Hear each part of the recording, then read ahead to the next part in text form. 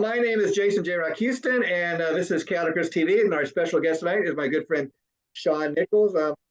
Sean, last time I talked to you, you just got a baby girl. How's fatherhood? It's awesome, man. Life just keeps getting interesting and more interesting as we move along. You're coming to us live from your own home studio. So why don't you tell us the name of the studio, what you do there, and where you're? Okay, so this is my newest and most recent incarnation of my recording studio. It's called Nervestrike Records, and yeah, I love it. I mean, it's everything I've ever wanted, actually. And I've spent a lot of time here and working on cool new projects, and Are you working on yeah, any just new keeping real music busy. yourself, like a solo album? You got a band or anything you're working on?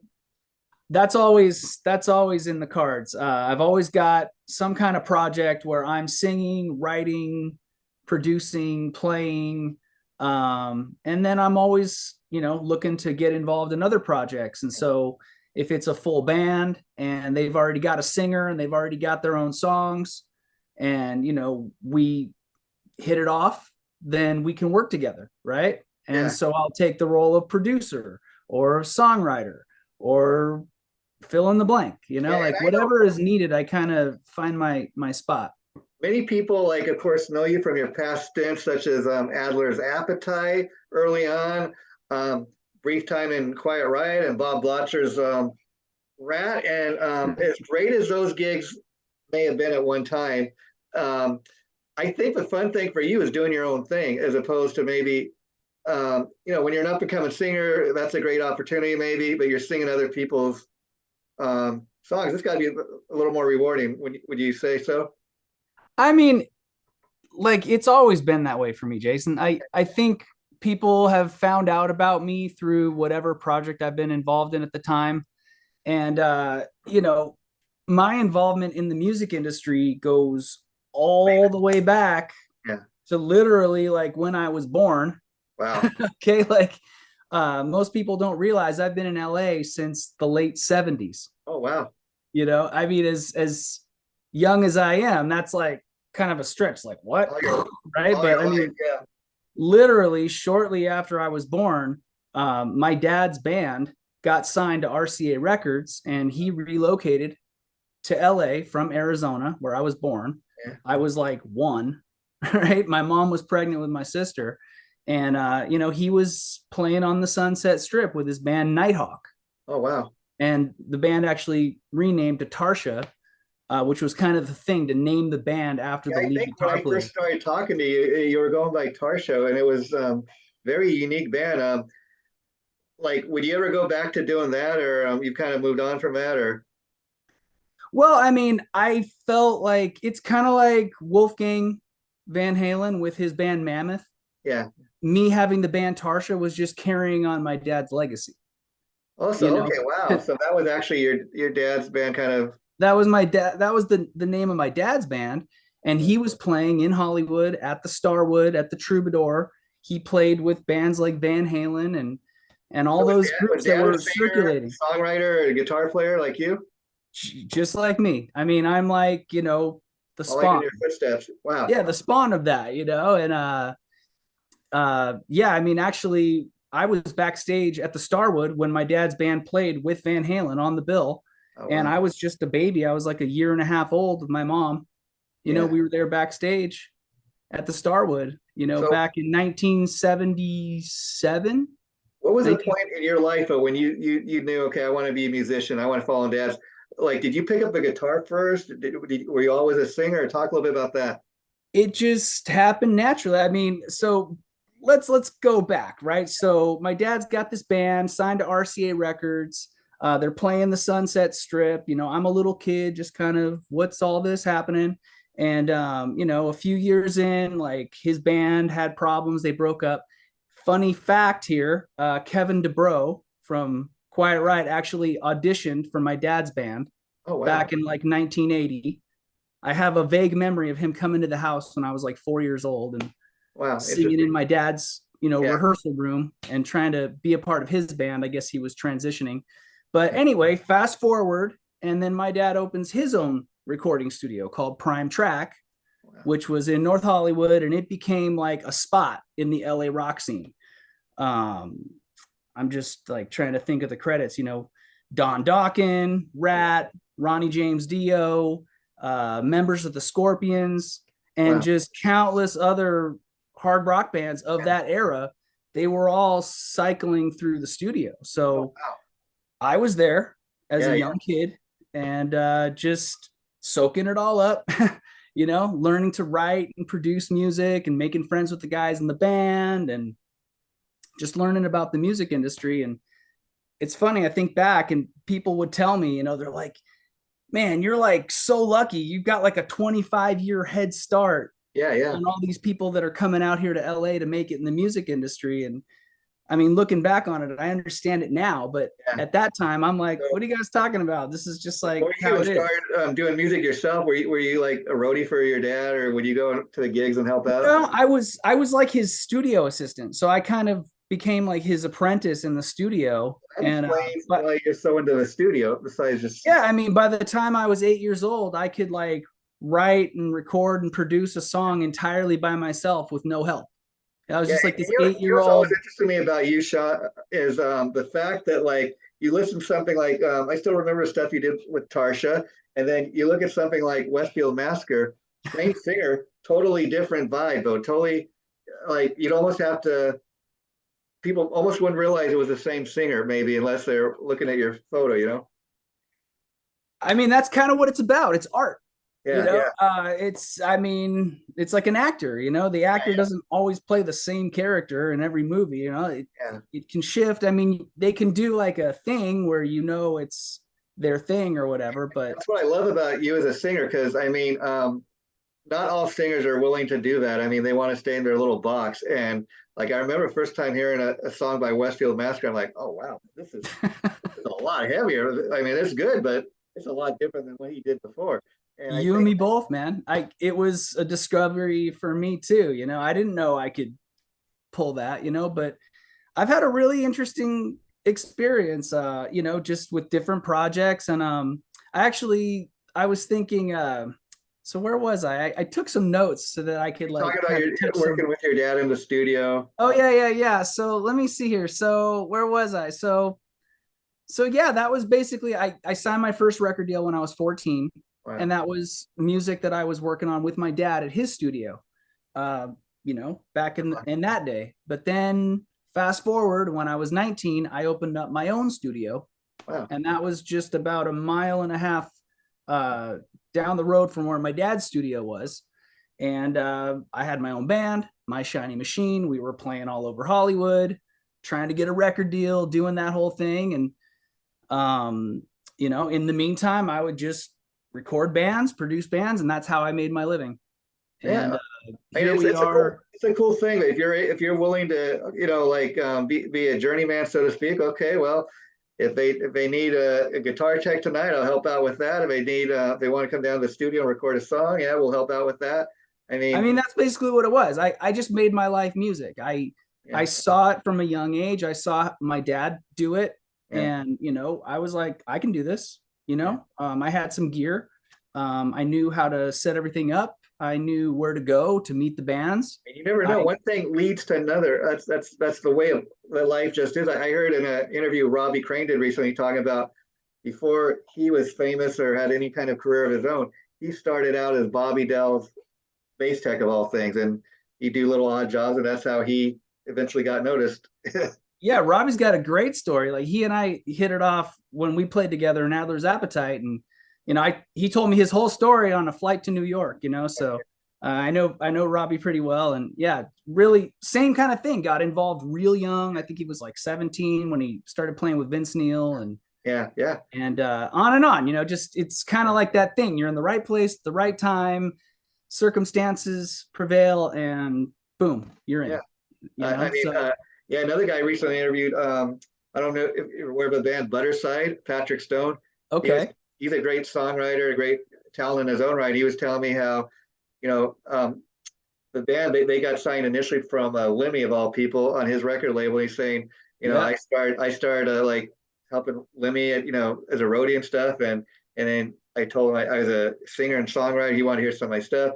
And so, just being a roadie and helping somebody else out, that opens the door, maybe, Well, yeah, and then he meets the people that work with them, and I think he's with the same manager that managed Motorhead. Yeah, I think so, from what I know of the Yeah, band.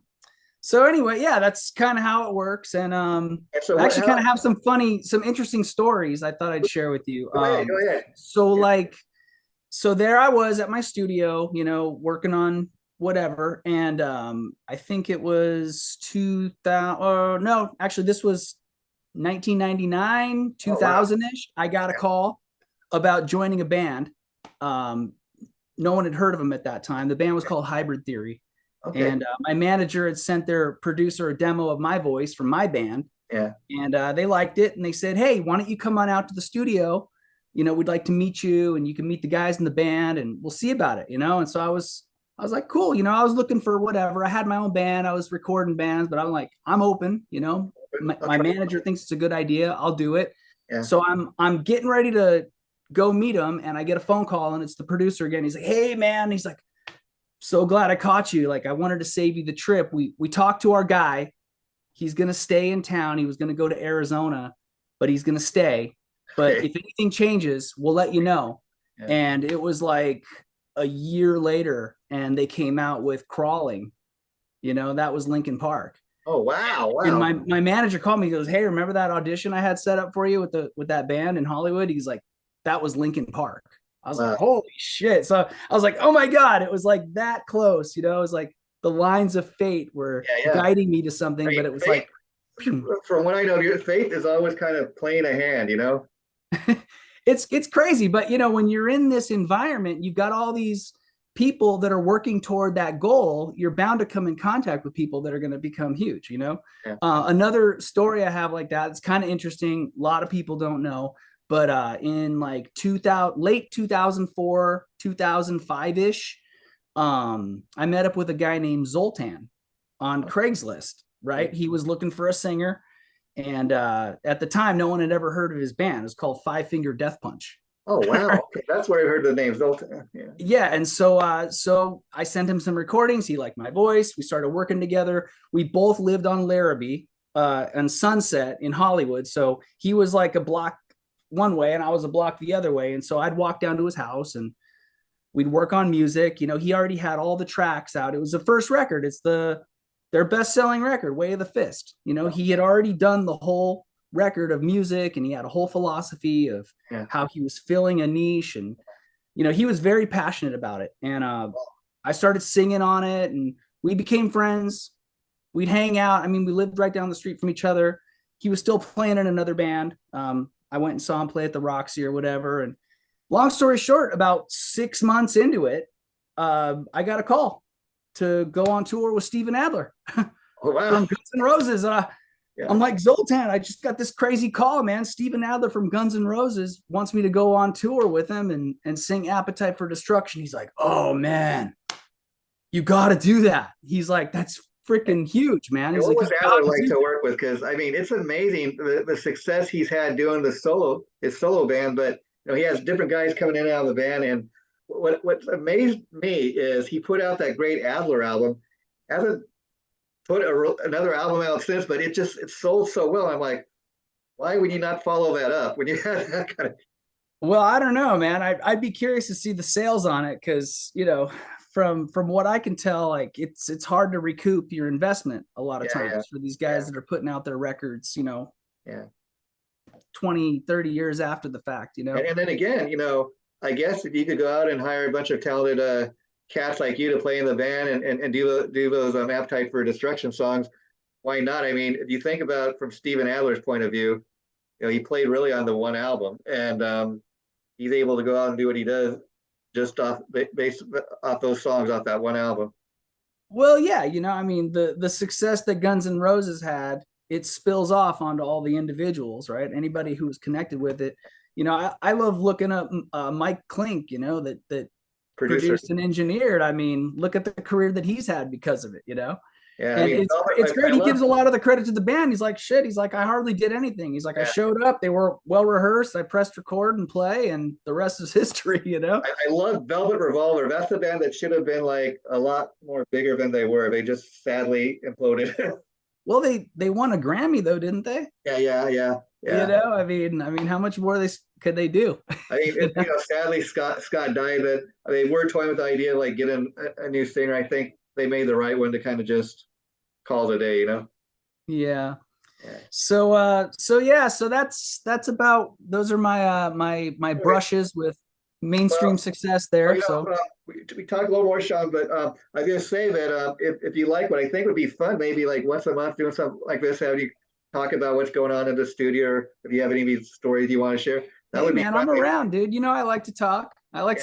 People But can't shut me up half the time. So that's good. I love talking about music, as you can. I'm a talker myself. And a funny story. I won't mention the guy's name, but I interviewed this guy, pretty famous guitar player, played with everybody from Cher to Edgar Winter. And I'll just say, I interviewed the person, and I'm not going to mention his name, but it was like, yes, no, yes. So I'd much rather have somebody that talks. well, that's me, man. I'm a motor mouth. So let's talk about Um, what are you personally doing yourself? Like, do you have, are you working towards an album of putting an EP of your songs out, or you I've just I've have, always I've always got something yeah. cooking. I'm always working on music. Like if So I guess like you're more of a studio guy. Like, do you see the day when you'd go out and do a live show, or is more about like recording songs now for you? if it makes sense. Yeah, yeah, I mean, I'm not going to break my stride to go out and do something that I doesn't got make you. sense, you Unless it know? makes sense. Now, how about when you bring other bands in? Like, do people kind of contact you, hey, Sean, you'd like to kind of come and record some songs in your studio? Or do you Yeah. ever reach out to bands and say, hey, I think what you guys are doing is pretty cool. I would like to produce you guys. It's kind of interesting. I mean, I'm old school in the way that when I first got my studio set up, instead of going out and well, I actually did go out and find a band to come in and test out my gear and stuff, but I just go out and find guys to jam with and say, hey, you want to put some music together? Like, hell yeah, So they come over, we start working on some music, and next thing you know, we have a band, I mean, and what would then always be cool somebody is like, leaves, and then you ever we thought about like these jam sessions you have? I don't know if it would be worth putting out on a CD or anything, or just at least posting online for people to check out. Hey, this is the latest jam session, and I don't know if it would necessarily be a continuity to it, but you could just say, okay, well, this is who I've been jamming with. Check this stuff out. I mean, there's just infinite possibilities, right? There's Yeah, really just, you can do anything. I mean, in my position right now, I could pretty much go in any direction. What I tend to focus in on is I like to make original music. I sure. like to make modern music. Yeah, Like, I'm not living in the past. I yeah, love elements of the past. I have a classic sensibility, but yeah, I've definitely got an eye and an ear toward modern contemporary sounds. yeah, I love technology too. So the technology has really changed a lot. The computers, the software, you know, a lot of the hardware that I've yeah. got back here. There's an integration of digital and analog equipment that's happening right now that's really cool. So I'm just into all I'm of with it. you I'm into there. I the mean, even these Zoom interviews like we're doing tonight. I mean, I've just been doing this since the beginning of the year. I was doing it old school way for many years, as you know, and had a good friend kind of encourage me. And I wasn't too tech savvy, and I've been kind of learning as I go. But what's interesting is talking about modern technology. Each interview kind of has a life of its own. I mean, for one thing, depending on where the person's coming from. Like tonight, we got a real studio vibe because of where you're coming from. We got that rock and roll vibe. Um, cool. and and, um, and your personality kind of comes to life, and let's talk about the songwriting. Like, so when you have people come in and jam with you, I mean, is it typically songs that you've written, or could it be somebody else who's coming with a song and hey, let's jam this song out? Dude, I am just like, it's like the best idea wins. You Okay, know, if someone comes in and it just like bam, they just hit me with something, I'm like, let's do that. yeah, I'm definitely not looking for like, how can I put my spin on this? If it needs that, I'll do that. Yeah. But if it's good to go, let's go. We go until we hit a roadblock, and then Yeah. we figure out how to get over it, and we keep going and keep going until we have something great. Yeah, and being that you've been in the music industry all these years, as you said, starting with going to your dad's gigs and working with him and stuff. Technology is the music industry is nothing like it once was. I mean, as you know, you don't even need to have a record deal these days. A guy like you can have your recording studio. You can record what you want. If you want to put the songs out on the internet, or you want to post them to YouTube, that's it. But like people aren't even buying CDs. So, but I love the fact that you're still producing new music in spite of all that. Thanks, man. I mean, here I am like 30 years later, Yeah, still doing it. yeah. The thing is that you're right. People can make music. They don't need record deals anymore. In fact, it's kind of silly if a band is out there like trying to get a record deal. That's silly. You should never be like trying to get a record deal. You should just be trying to make music and reach fans on the internet. And when you get big enough for a record deal, the record company will find you. That's just the way it works. Why I have so much respect for a guy like you doing what you do is because there's so many great established bands, these classic rock bands we grew up on. But because the music industry is what it is, their attitude, a lot of them is, well, we'll just live on our catalog of music. Why even write or record new music? Nobody's going to buy CDs, And that's cool, I guess, if you're in one of those established bands and you can afford to do that. But I dig artists such as yourself that continue to write and record new music, Thanks, man. Yeah, I mean, I can't stop. It's what I love to do. I've tried to stop. I tried to just hang it all up and go live a normal life, and it didn't work for me. Have you ever bring bands in there that like want you to produce them? Like, oh hey Sean, we want you to produce our album. And what's that process like? Do you like try to shape the bands, or you kind of let them do their thing, or just it just depends on what they need. Yeah. So like my most recent project, I sent you a picture, by the way, with Worldwide Panic. Lane Steele, the singer of Worldwide Panic, called me up. We had some mutual friends. People had been down to the studio. He's like, hey man, I've heard some of your tracks. They sound pretty good. He's like, I know a couple people that have been to your studio. They say it's pretty tight. Like, you want to produce a song? He's like, I got this, record, and I kind of need another single. I go, sure. So we worked it out, and I go to work and I listen to his music and I create something that works for his vibe, and then bring him into the studio, record his tracks. We collaborate on the parts, and I mix it, we master it, and poof, we're number 20 on the mainstream rock indicator Billboard charts in October just last year. So, wow. That was just kind of an unexpected, like, bam, we hit the charts, and it's like, hey, if we could do that, we weren't even really trying. Sean, what would happen if we actually put some effort into it? As we're sitting here talking, an idea, just a light bulb went off in my head. I was thinking, I think it'd be cool to have you back at least once a month or whenever you want. And maybe like next time you could bring one of the artists you're working with, one of the bands or something, and they could maybe play a song, or you guys could just talk about, we're working on this, and then people can learn more about what you guys are doing there. We could set something like that up. I think that's possible. Yeah. Cool, man. So anyway, so where are we at with time here? Let me see if I have any more notes here. About 10 more minutes. Yeah. Okay, cool. So I guess what I'm working on right now, as you can see, I've got my whole studio here. I've got all my microphones out. I've been testing these microphones. This one is like my new pride and joy. It's a Neumann U67, which is like maybe one of the most legendary microphones of all time. There are other really legendary microphones, but this is like the sound of the 60s is what they say. Wow. And then this one here is has been my mic for like the last 18 years. Like pretty much any recording that you've heard of me, like in the last like 18 years was most likely recorded on this microphone. And then I've got some other microphones there in the back. That one back there is for screaming, and that's like my more like polished, like kind of pop sounding microphone. And then I've got the AKG back there, which just kind of fills in the gaps, whatever else is needed. It's just have on hand.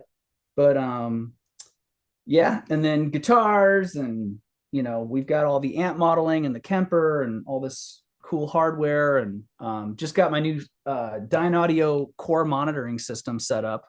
I was at NAMM just this last year and started talking with the guys over at Dyn Audio, and I couldn't resist. I mean, these new monitors, they just sound incredible, and it was literally like opening up a third ear or something. Yeah, I was like, how good can a new set of speakers? What can it really do? And I was like, holy shit! It blew me away. It's amazing, even to my ears, because I got to tell you, as you know, for years I was doing these old school like phone interviews, like I've done with you before, and it comes out sounding all right, I guess. But I did not realize until the first time I did one of these Zoom interviews, just that alone, for example, the difference, the quality of the sound, you can really pick up on it. I never noticed before, but you can slightly hear the huge difference in it. Well, the room makes a huge difference. Like you can't really see in here, but there's so much sound treatment that just makes the sound in the room different. So even when I'm talking to you, even though this is just my computer picking up the sound, it's picking up my voice in the room. It's so it's going to just sound better naturally, just because the room sounds better. Yeah, in fact, I got to tell people what a trooper you are, because again, kind of doing these Zoom interviews, we're learning as we go. And tonight we were supposed to do it earlier, and you were having trouble with your mic, even though it was showing on the screen. Mic, you had to mess with some stuff and figure it out, but we figured it out. Well, dude, technology, man, it changes every second, so it's like you're constantly looking for the little button in the little window that's hidden in the little menu somewhere, behind the little gear icon somewhere in there. In fact, I'll tell you a funny story. First day I was to do one of these Zoom interviews for the very first time, I had this guy, he was on the line and we're all ready to go. And for some reason, the record button's not showing on my screen. We can't figure out how to record. And then the computer is doing something. It's updating when we're supposed to be filming stuff. I'm like, if anything possibly could go wrong, that's the rule. But I think we finally got it down. Yeah, man. We're all learning at the same, at the same time. But so yeah, I guess that's about. So what I was going to tell you is that after kind of meeting people and doing a lot of word of mouth and just kind of meeting different musicians, and I'm always putting my own project together, and I put out a couple music videos in the last couple years, and just done some little things, little dabbling. YouTube people can go to and check out some of these videos. So my studio website is Nervestrike Records .com, and I'm really excited because in the next couple months we're getting ready to roll out a whole new line of online studio services. So basically, I'm old school. The way I've always done it is just word of mouth, talk to people, call me up. Yeah, you're working on a project. What do you need? Oh, we need to record some drums, or okay, when we work out a deal, they come in and we just do it, right? But ever since the pandemic hit, it's like we've all been kind of isolated, and we're all living through our computers, living through our phones. And I just realized I'm like, if I really want to expand and make this facility available, I need to make it available online. So that I can reach out and reach a whole new audience of people that otherwise might not know I exist. So we've been working really hard to just figure out every step of the production, from writing the songs to recording the tracks to doing all the editing and the mixing and the mastering, and everything, even live revisions, and being able to communicate remotely about little changes to the recordings and things like that, and just breaking it down into all of its components, and then turning each of those steps into little service packages that people can just buy, and again, modern technology, you don't even have to be in the recording. You could have everything recorded and they could just send you, once it's everything, they could send you their file via email, Well, yeah, and that's the thing is that almost any serious musician or artist, they have their own recording setup, so the old days of having to go into a studio to get access to the gear, that's over. Everybody has the power just on their phone, you just press record on your phone, you're going to get a damn good recording. So where the studio really helps is you get to collaborate with somebody who's got experience, right? I can listen to it in my room, and hear the deficiencies or hear what it needs and make suggestions. That's huge, right? But also just the gear the gear that I've got is like another step up beyond what most people have, Yeah, like yeah.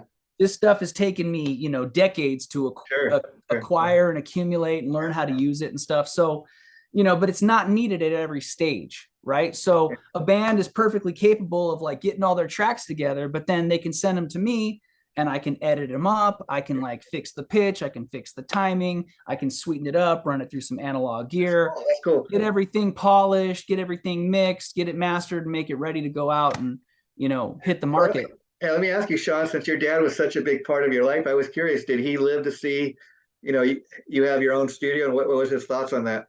Yeah, well, he didn't see this studio, No, but I think this is like my fifth studio, okay. So I've always had some Form of studio. it. Yeah. Yeah, I mean, I pretty much would convert every apartment that I lived in into a recording studio. The recording studio pretty much dominated my whole space. Like, I get that from you. some people like turn their bedroom into a recording studio. I turned my entire living room and my entire house into a recording studio, and that's just the way it's been my whole life, So there you go. I think he'd be really happy if he could see me now. He passed away. I guess when was that? 2016. So Well, sorry to hear that, but I'm sure he's looking down on you. Yeah, dude, I feel that all the time, and I tell people this. It's weird, but I have I have a great relationship with my dad, even since he's passed. Like, I feel like I can kind of, ask him questions, and I almost can hear what he would say. Kind of like he's your spiritual guy. That's kind of cool. Yeah, like I have a real good spiritual connection with him, so I don't feel too much of a sense of a loss there. There you go. That's the way. But yeah, he'd be stoked. I think he would look at what's happening with technology and remote collaboration. Be amazed, yeah. I think that he'd be pretty happy about it. I think he'd be like, wow, it actually cuts down on a lot of miscommunications and things like that, because everything has to be presented like online. It's like everything is like, it's like for people, like they're going to go onto the website, they're going to see exactly what the service is, exactly how much it costs, exactly what the terms of service are. If it makes sense, boom, they click and they get it. It just takes out all of this kind of wishy-washy, a better understanding of exactly what it is. Yeah, everything is well defined. It's like we live in this age of like hyper communication, to where everything is just a lot clearer now. We have video, we have imagery, we have text, we have communication like never before. So it's pretty cool. Well, Sean, I think it's been like 3 years since we last talked. I'm glad I thought to reach out to you and do this. And like I said, I'm going to reach out to you maybe about maybe 3 weeks from now. And let's talk about doing it again, because I think once a month would be fun, and we could maybe bring in some artists you're working with, or even talk about them, just make people aware of them. And well, let's see how it goes. I've got some projects in here, and assuming I don't get like totally barreled over with stuff, I'd love to do it, man. We'll work around your schedule. But thanks for doing the interview we just did tonight. That'd be posted sometime next week. Once I have a date, I'll reach out and let you know. So feel free to post that on any of your sites. But take care, my friend. We'll definitely be in touch. Okay, yeah. So is that it? We're done now? We're done for now. Okay, cool. Jason, well, it's good chatting with you, man. Anytime. Take care. Okay, bye.